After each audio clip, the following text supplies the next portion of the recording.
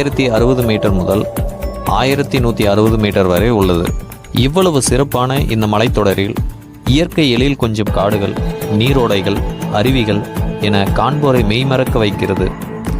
இம்மலையின் மேல் பீமன் அருவியும், மலையின் வடப்பகுதியில் அமிர்தி அருவியும், மேற்கு பகுதியில் ஏலகிரி மலையும், ஜலகாம்பாறை நீர்வீழ்ச்சியும் மிகச்சிறந்த சுற்றுலா தலங்களாக விளங்குகிறது.